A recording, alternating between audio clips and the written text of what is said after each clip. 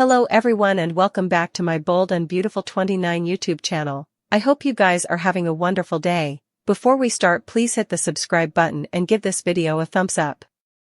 Brook may quit Forrester after Ridge rejection. Will Brook ultimately decide she's too agonized to stay? Despite Eric prognostications about Ridge ending up with Brook, it looks like Ridge will choose Taylor rather. In fact, there's a good chance Ridge will propose to Taylor in the coming occurrences. When Ridge reminded Eric of his commitment to Taylor, Eric acted like it was important of one since he was engaged or married to her.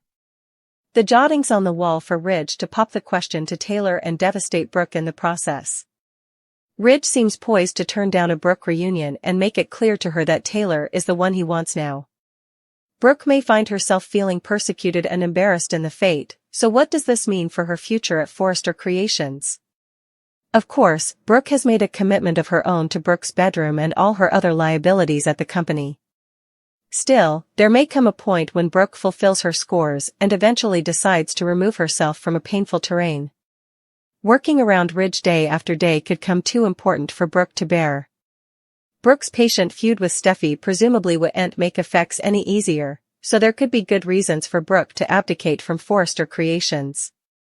Brook will do some soul-searching and use Nick as a lifeline when he returns to B&B this June. Perhaps Nick could help Brook figure out a new career path in addition to the romantic reunion that's ahead of him. Whatever the case, Brook will deal with some tough Ridge rejection news and struggle to move on, so quitting Forrester is clearly an option for her. Maybe Brook will make some updates to her life in further ways than one. Brook will need someone to lift her out of all the sadness, so she'll be thankful for Nick's deliverance down the road.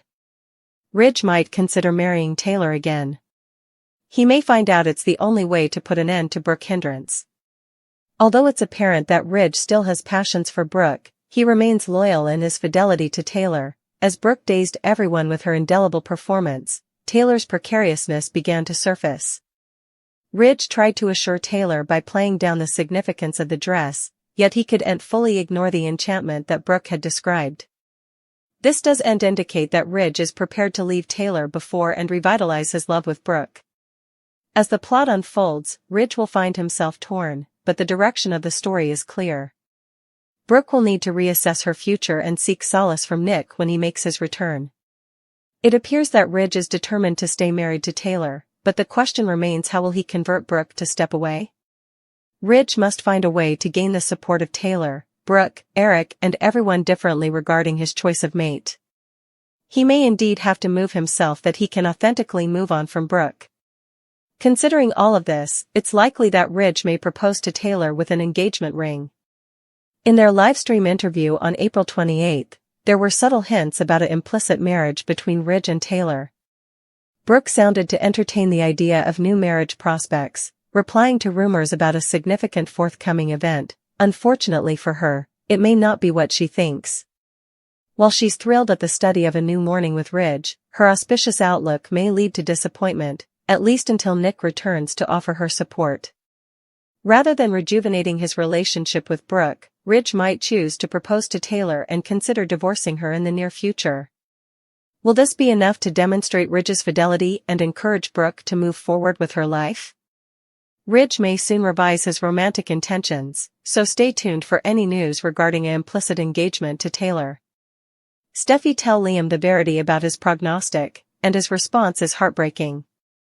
Plus, Brook, Ridge, and Eric take a walk down memory lane. At the Precipice house, Steffi reeled from Finn's evidence that Liam's condition was terminal. Despite the grim prognostic, she clung to hope, averring there had to be commodity they could do. Finn gently explained that while drug can do a lot, surgery wasn't an option in this case. He abominated delivering the news but emphasized the significance of honesty. Meanwhile, in Kelly's room, Liam plotted to read a bedtime story as his vision blurred. He masked his symptoms by telling Kelly his eyes were tired and rather spun a tale about a stalwart girl named Kelly who held the magic of kindness.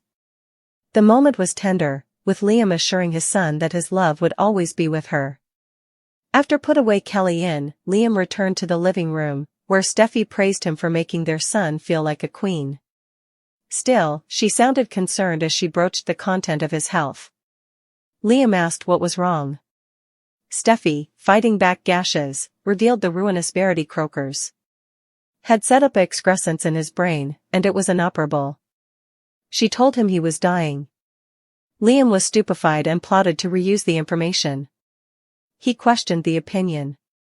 Steffi verified the croakers' findings. Liam could accept the reality of his condition. At Forrester Creations, Brooke and Eric participated a moment of nostalgia. Brooke had just finished a call about the return of Couture when Eric brought up Ridge. She admitted that seeing him every day still hurt, she missed him deeply and endured for Commodity to remind him that they belonged together. Her studies turned to a gown she wore in Portofino, and Eric lit up with the same memory. He indeed pulled out a print of it. Ridge walked in mid-conversation, assuming Brooke was there for the looker but told her she'd have to stay. After she left, Eric asked Ridge about his renewed connection with Taylor. Ridge veered, but the old print stirred Commodity in him. He goggled at it. Finn confirmed Steffi's worst fears about Liam. Kelly's father is dying. At the Precipice house, Steffi's heart shattered behind a stalwart smile. As Kelly twirled around in her suitable dress and asked for a print, her mama obliged, but Steffi's eyes betrayed the storm brewing outside. Liam soaked in every moment with his son. They danced, laughed, and took silly selfies. But the entire time, Steffi quietly reeled from the textbook Finn transferred. Liam has an inoperable brain excrescence.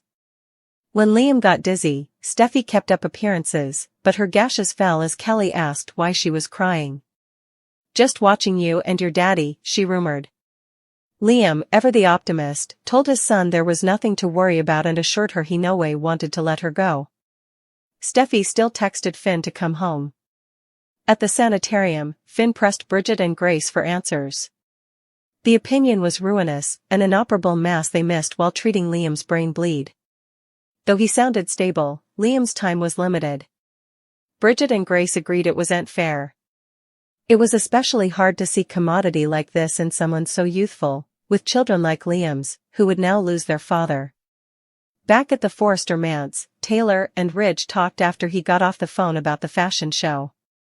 They participated a sweet moment looking at prints of Kelly in her dress, ignoring about motherhood and how important Liam loved his girls. They praised Liam's fidelity to Kelly and Steffi and marveled at the love that still defined that unconventional family. When Finn eventually arrived at the Precipice house, Liam was put away and coming to Kelly, reading a bedtime story, until the words blurred and he couldn't go on. Kelly asked if Commodity was wrong. Finn gave Steffi the brutal verity. The reviews were clear. There was no cure. There might be treatments to ease his pain, but Liam was dying. Steffi blubbed. "Don't say this." But Finn couldn't soften the blow. The end had formally begun. Hope Logan is indicted of being a careless mama. But is it really her fault? When was the last time that Hope had mentioned her own son, Douglas? In fact, some people suppose that she's forgotten about him altogether now that he's living in Paris with his father, Thomas Forrester, and his mammy, Paris Buckingham. You'd suppose that she'd be concerned about his well-being or at least would want to fly to Paris to see him ever so frequently, but that hasn't been the case at all. It's like she's nearly forgotten that he's indeed was. Some have indeed reflected with, Brooke brought him up a many weeks agone. I'm so shocked with how the show has treated Douglas and Hope last time. That's her favorite child and he can't indeed come visit now. The fact that she was his mama has presumably been written out too. For all intents and purposes, she's single and childless because I do and understand these pens. Not just Douglas, but she doesn't talk about Beth moreover. You can detest Steffi all you want, but at least she talks about and shows concern for Kelly and Hayes.